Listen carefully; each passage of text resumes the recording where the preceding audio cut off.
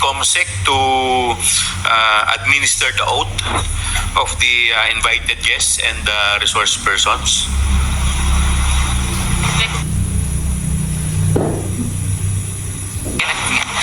Thank you, Your Honor. To all the resource persons invited, kindly stand up and raise your right hand, please. Representatives and resource persons from the Office of the Vice President, COA, and DBM po. Thank you, ma'am. Mr. Chair, Yes, the Honorable yes, Vice when you President. sent a letter to the Office of the Vice President, you attached a copy of the rules Okay. in aid of legislation.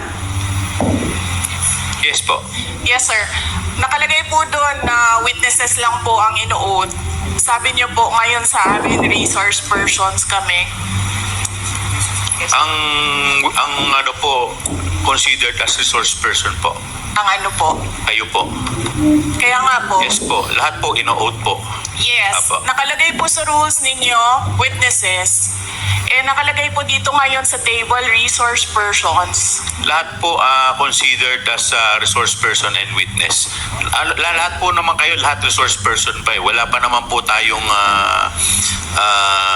tinatawag na lahat po considered as resource person pa lang po. Right. Opo. Ang nasa rules ninyo, witnesses lang po ang nag-o-oath. Wala po kayong rules sa resource persons.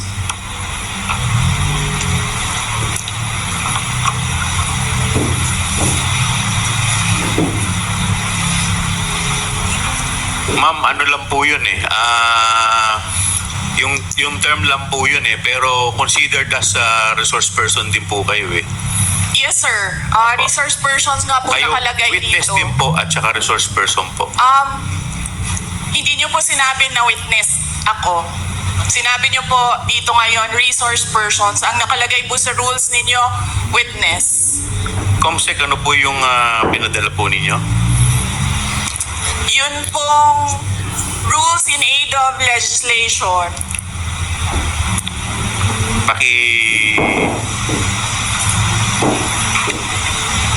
Mr. Chair, point of order. What is the point of order of the Honorable Congressman? This issue about Papagal? witness, resource person, etc., etc. Ma'am, pakilakas lang po, hindi po marinig. Resource persons and accused has been taken up in previous legislative inquiries in aid of legislation.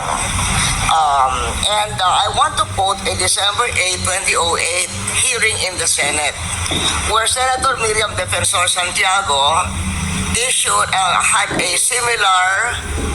had an opinion on a similar situation, but she quoted a Supreme Court ruling. So,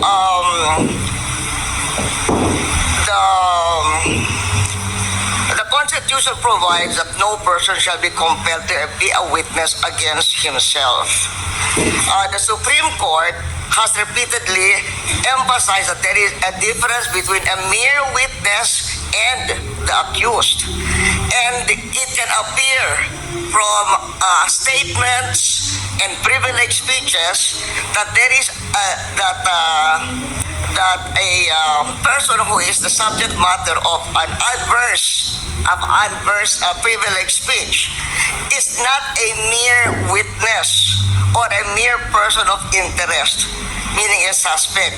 She is in fact accused of what seems to be a criminal case for violation of certain criminal laws, including malversation of public funds. And there is a case quoted in 2007, Standard Chartered Bank versus the Committee on Banks, where the court repeated the rule that an accused occupies a different tier of protection from an ordinary witness. So, when the court said, Supreme Court said, whereas an ordinary witness may be compelled to take the witness stand and claim the privilege at each question requiring an incriminating answer is shot at him, an accused may altogether refused to take the witness stand and refused to answer any or all questions.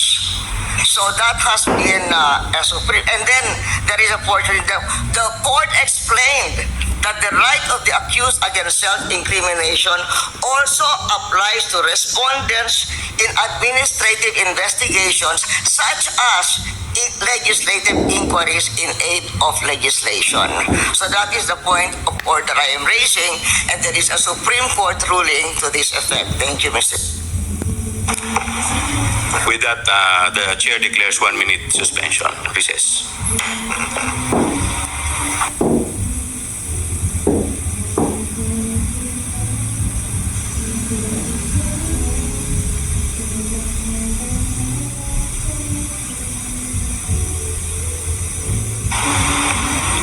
Hearing resumes.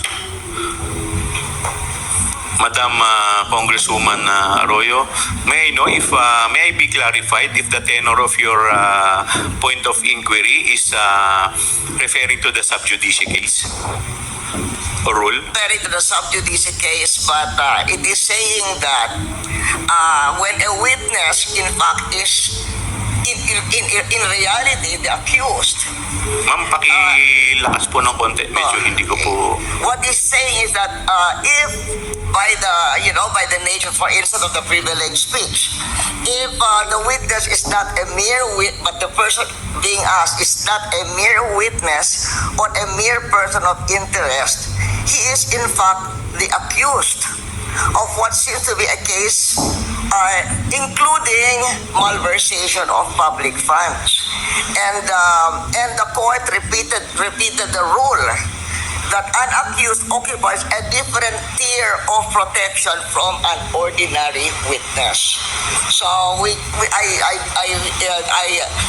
from given what Miriam Defensor Santiago said and the Supreme Court ruling that she's quoting, we cannot we cannot just trivialize. Kasi you're just a witness. You're a witness. Pareho na rin yung witness and source person. They are not the same. The Supreme Court says they are not the same. And somebody who appears to be the accused has a different tier of protection from a witness. And in fact, can refuse to take the witness stand. Congressman Flores, you're recognized. Mr. Chair, this is an inquiry in aid of legislation and no one is technically accused of any wrongdoing here, Mr. Chair. Mr. Chair, look at the speech. Ma'am, Look at the please, speech, Mr. Chair, ma'am, the privilege. please wait to be Mr. recognized. Chair, may I request a Wait, 1 minute I will, recess? 1 minute. 1 minute Thank recess you. declared by the chair. Yes.